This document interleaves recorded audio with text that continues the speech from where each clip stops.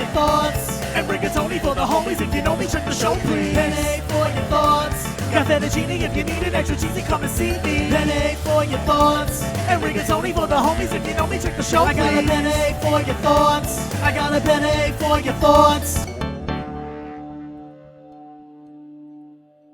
Hey guys, welcome to Penne for Your Thoughts. Today the episode is going to be taken over by my good friend Chef Lauren White, and she's going to be showing you something really easy and simple and versatile to use. Alright guys, so today I'm going to make a pancetta and onion jam. It is one of my favorite condiments, if you want to call it that, I guess. It could also be like a compote. So basically the idea is you get the smoky and then the sweet and savory from the onions. And we're going to finish it with a little bit of rosemary. So if you can see here, this is my bowl, and I'm going to go ahead and mise en place it out. Alright, so first I'm going to take the pancetta and I'm going to slice it into small pieces. Alright, so pancetta is basically an Italian cured pork roll basically. It's very fatty, so it's going to help us get some like pork salty flavor into our onion jam. So luckily this is already sliced thin because sometimes it's very hard to cut through all of that skin. So I'm just going to go ahead and slice it into small bits. So frequently I'll use bacon because I feel like bacon's something that everyone has in their refrigerator, at least I do. And then that'll add another smoky flavor to it. So you can really use, honestly, any sort of like cured pork products, I would.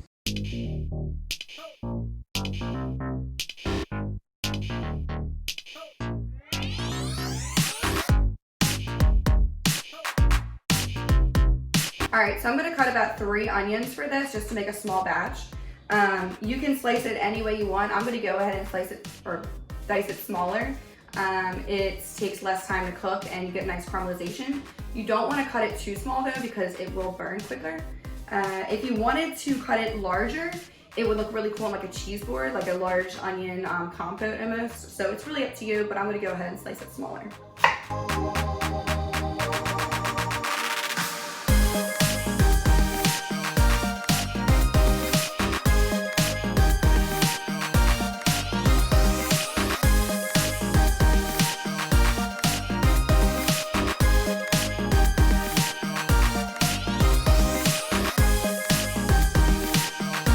Alright, and for the last step before we start cooking, I'm going to take 4 kind of larger cloves of garlic and I'm going to slice them very thin. Like in Goodfellas? The best I can. Alright, so over medium-high heat, I'm going to put a little bit of olive oil and we're going to render the pancetta. Remember, I sliced this thin, well I bought it sliced thin, and then I diced it small, and this is about 3 ounces. So we really want to make sure that pancetta renders completely and ends up being nice and crispy. This is where you build a lot of flavor. So in rendering this, you really want to make sure that all the fat gets extracted and that it becomes nice and crispy before you put the onions in. You want to make sure that all the pieces that are stuck together get broken up along the way.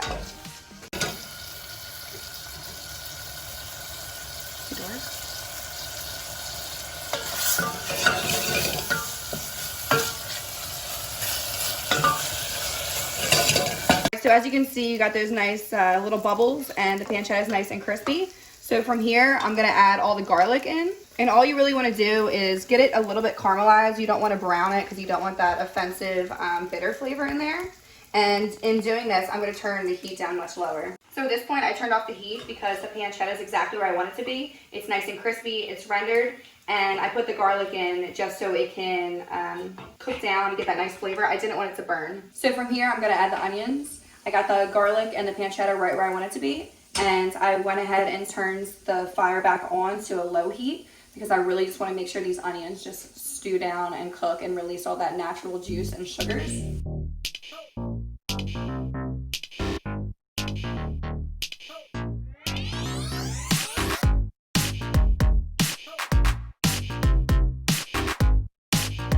It's very important that the heat is not too high because you do not want to fry the onions. If you fry the onions, then you won't let that natural juice come out and it becomes sweet. You'll just get like a burnt, bitter taste, and that's not what we're looking for in this.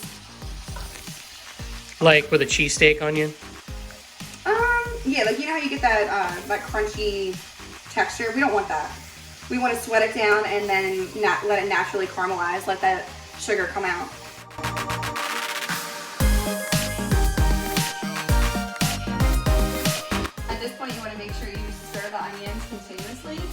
because you want to make sure each onion is introduced to the heat. That way they cook evenly. And remember, we're keeping it on low the whole time.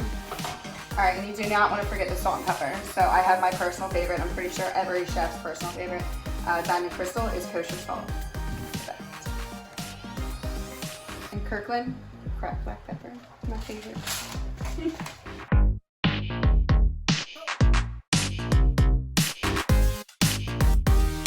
And keep in mind, pancetta has a lot of salt in it, so you don't want to put too much to start. You can always add more. So my onions are really progressing in their sweating stage. Once you get that juice out, that's when it starts to caramelize. So I'm going to turn it on low, the lowest flame I can, and cover it. Remember, you want to keep checking on it just to make sure you don't have any burnt pieces at the bottom. So while my onions are cooking on low, I'm going to take some fresh rosemary, probably about a half a sprig. Take it off like so. Save the rest for later. And I'm going to mince it very small, and we're going to add this at the very end, but we've got some time to wait.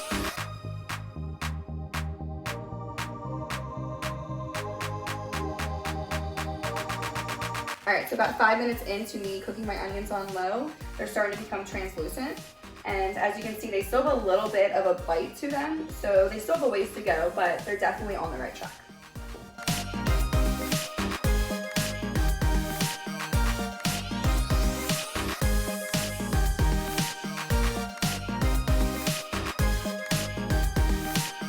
So we're gonna toast some crostinis, and then we'll spread the nice warm jam right on here, and finish with some grated locatelli pecorino and some cracked black pepper.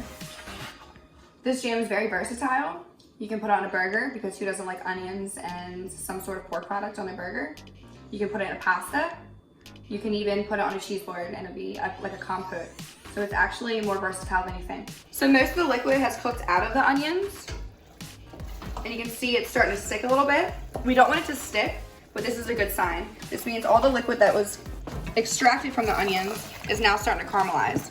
We just want a tiny bit of caramelization in here, towards the end at least. That way you get that natural sweetness just for the finish. To enhance the sweetness, I'm gonna add some sugar. Adding sugar, this will also tighten the jam up just a little bit more. But you wanna be careful. If you have your flame up a little bit too high, you can burn the sugar. Consistency is good, the flavor is great. The only thing I wanna add is this half sprig of chopped up rosemary. You wanna make sure you use fresh. Turn the heat off, stir it in, and she's good to go. So now that I got a nice crust on one side, I'm gonna flip it. Look at that. Woo. You can use any kind of bread, sourdough, baguette, what have you. It's your decision. Okay, so what I'll do is take the baguette and spread the nice warm jam on there. It doesn't necessarily have to be warm. You can do whatever way you want. If you want to do hors d'oeuvres, you can do them hot, you can do them cold. It really is up to you. So we're gonna put a nice heaping pile on each one. One of my favorite breakfast bites, you do this on a piece of bread, you fry an egg over top, it's delicious. All right, you got it on there. We're gonna take some locatelli pecorino, by far my favorite pecorino. For those of you who are not familiar with pecorino, it is a hard Italian sheep's milk cheese. It's very salty, so keep in mind when you put it in something, you might want to adjust the salt content on that. I'm going to go ahead and grate it real nicely. To finish it off, some nice cracked black pepper.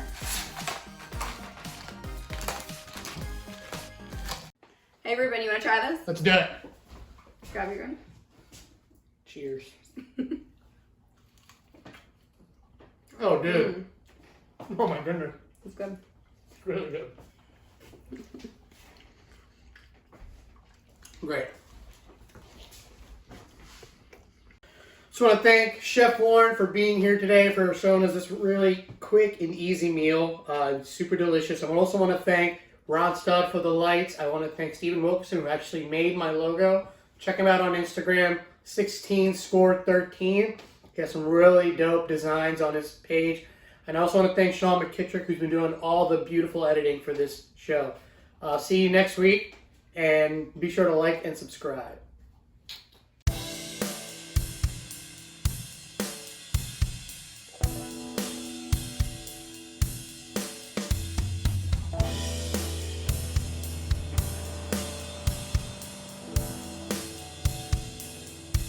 I'm gonna cut it in, if you want to see, like a small dice almost. You can. Sorry. What are you doing now? I'm gonna slice them garlic.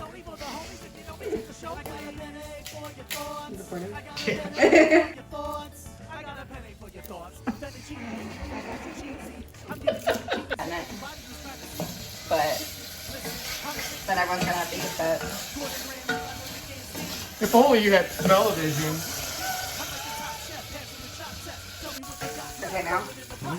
What? Okay. So you could use bacon for this. That's definitely one of my top 3 options for this. But I'm gonna do that first. I'm sure most of you have bacon at home rather than pancetta, or maybe even turkey bacon, but I would judge you. Nope. Alright, ready? Mmm. Banging. How do Maryland say rosemary? Rosemary.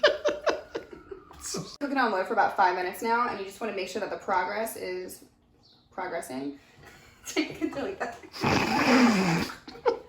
Okay, so about 5 minutes into me cooking my onions on low, we're looking for all the natural moisture to come out and then to become translucent. All right, so while the onions are continuing to cook, I'm gonna go ahead and make, you start over.